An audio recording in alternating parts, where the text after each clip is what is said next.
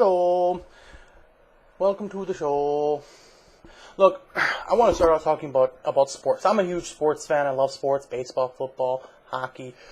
But one thing I cannot stand, one thing I despise more than watching my team lose, are fair weather fans. You know, the people that jump on the bandwagon when the team is winning and are first to turncoat when the team loses? I can't stand those people. Either be a fan or don't. A true fan will follow the team regardless of the record. Even if they're losing, they will still follow the team, they'll still cheer them on. Doesn't mean you can't criticize. Trust me, I do. Minnesota's really good at that. Because that's all we have. Losing teams. But I'm still a fan. I'm still going to cheer them on. When it comes to fans, when it comes to watching football, baseball, any sport, you should love your team like you love your kids. Don't love them because they're good. Love them because they're yours. Now, speaking of sports, I was having a conversation the other day with some people, and we were talking about sportscasters and analysts who compare players, or more specifically NFL players, and when they do so, they don't cross race lines. You know, when they're talking about a black quarterback, they'll compare him to another black quarterback. Or if they're talking about a white running back or receiver, they'll compare him to another white running back and receiver. It's funny how they try not to offend somebody. And during this conversation, of course, there was this overly PC douchebag in the area who had to chime in and says, "Don't you mean African American?" And I said, "No, I don't. African American is a term used to describe somebody born in Africa and moved to the United States. The people we were talking about were born here. So that makes them simply American. When I reference the color of one's skin, I do so for two reasons. One, to describe them.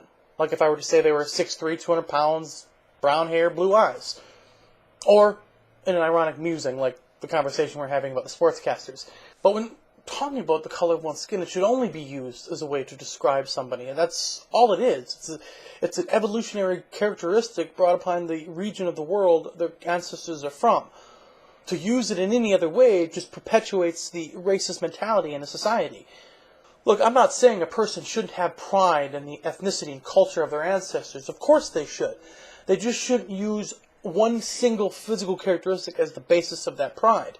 There's more to a person and to a culture than the color of their skin, or of their eyes, or of their hair, or how tall they are. And for you PC jackasses out there who are looking for something to call people, here's an idea. Call them by their name. That's kind of why we were given them at birth. And if you're looking for a name to call a group of people based on a physical characteristic or any ethnicity or cultural references, chances are what you're about to say is going to be insulting to someone, so maybe you should just shut the fuck up. And last but not least, I want to talk about, most recently, of course, Steve Jobs passing away. And what I noticed about this, and about anybody who passes away, everybody always kind of forgets about the quirks and the faults of this person, and they only talk about the good things, or they over-accentuate the good things if there's not that many to talk about. And it really bothers me, because there's more to a person than the good things. I mean, nobody's perfect. You can only find perfection in one's imperfections. It's the quirks and the faults that people like. It's what makes them perfect. So why do people, when someone dies, they just completely eliminate that part of the personality and just bring out the good things? Oh, we don't want to trample on their grave. Well, screw that. A person wants to be remembered for who they are, not for part of who they are. Especially when I die. I know if people at my funeral have just talked about the good things about me, this is going to be a very short funeral. I have a lot of quirks, a lot of faults, a lot of bad things that may piss people off, but that's part of who I am. So when I'm recognized, I want to be recognized for everything, not just the good things. Everything. Because that's really who people are.